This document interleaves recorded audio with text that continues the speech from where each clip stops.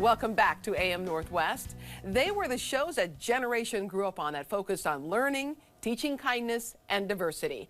We welcome the author of Sunny Days, the children's television revolution that changed America, David Kamp. Good morning, David. Good morning to you. I want to talk about the title, the subtitle, The Children's Television Revolution That Changed America. Tell me a little bit more about that.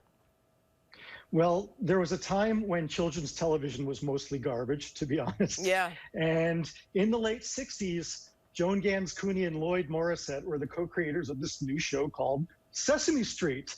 And that was part of a revolution that begat other shows such as The Electric Company, Free to Be You and Me, Zoom, and all of these shows collectively respected the kind of emotional intelligence of children in a new way that really did change the way children grew up. Well, give me a sense of what the scene was back then, because it seemed like the nation was in an upheaval. Yeah, it's a time not unlike what we're living through now, right, when a lot of adults were thinking apocalyptically. You know, there was right, the Kent State shootings, the Vietnam War, ecological disaster, and yet there were these people, these thought leaders who thought if we start early, start with kids, we can actually make a better world. And if we focus on the least fortunate, Sesame Street was a program designed originally for poor inner city kids, but it was so good at its messaging and its entertainment value that it transcended its original goals to become this thing that virtually every preschooler in America watched. Why did parents connect with it?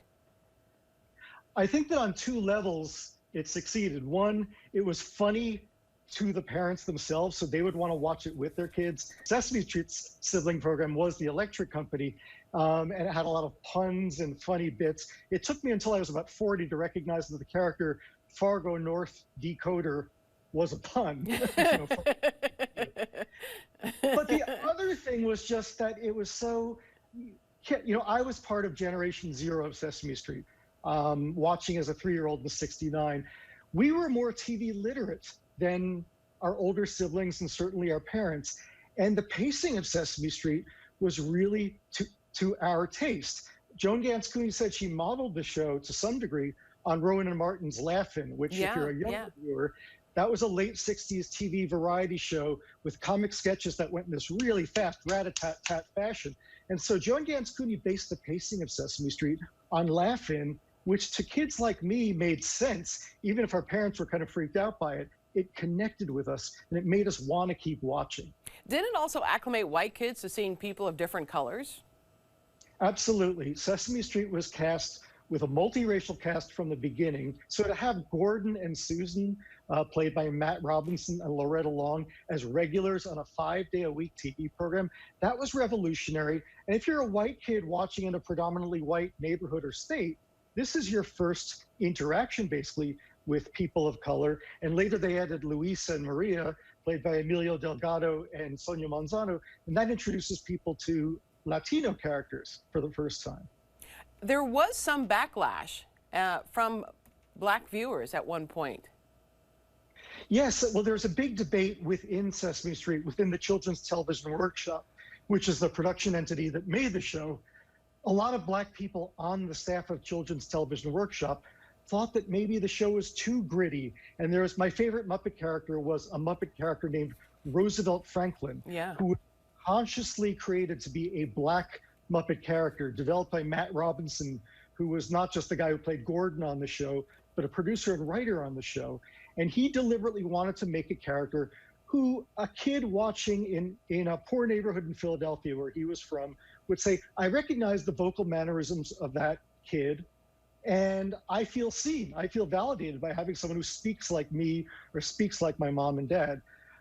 But there was a group of people at Children's Television Workshop who thought, this is what we're trying to get away from. Right. We want to create a more aspirational picture of what it is to be a Black American. And Joan Gans Cooney, to her credit, was a really good listener who had to listen to both sides of an argument. In this case, I think she ultimately went with the wrong side of the argument, and Roosevelt Franklin was phased out of the show in the early 70s, although his legacy lasts, because I interviewed people for the book, such as Questlove, the drummer for The Roots, Right. and April Rain, who created the Oscars So White campaign, and they say they were Generation X kids who watched Sesame Street in the early 70s and had that exact reaction that Matthew Robinson intended of, I feel seen, oh my God, I've never seen a character like me on television. This is so ego boosting and validating. You know, as you mentioned too, it laid the groundwork for so many other shows. One of my favorites, Schoolhouse Rocks. Exactly. So Schoolhouse Rock is another good example of adults of noble intent not thinking the world is going to hell in a handbasket and thinking, what can we do to help kids? Right. And what makes Schoolhouse Rock especially unique is that it was conceived by an ad agency. David McCall ran this really prestigious advertising firm called McCaffrey and McCall. He noticed that his son could remember every advertising jingle and every Rolling Stones song, lyric for lyric, but he couldn't remember his times tables. So he said, what if I got some really good animators and some really good songwriters and musicians to put together some advertising jingles, basically, but advertising civics and grammar and music and math. And it works to a T. 3 is a magic number. I'm just a bill, which teaches you how laws are passed. And these were so sticky, not just in terms of kids retaining them in their heads for school, but adults like me, I'm 54, I can still sing them to you word for word. I won't to spare your viewers, but I could. Going back to Sesame Street, I swear to you, I've read so many autobiographies of people who've overcome so much, and a lot of times they'll say their first time getting educated about anything was Sesame Street. Right. They had so many thorough curricular goals. I mean, they truly educated. Yeah. I mean, it was, the show took 3 years to develop. It wasn't a hastily assembled thing. And so it was really calibrated to make sure that kids were learning letters, counting, but also environments beyond their own. So if you were a rural viewer, it was the first time you were seeing an inner city, but then they would also have segments at a dairy farm. So if you're an inner city kid, you're learning like what milking a cow is like.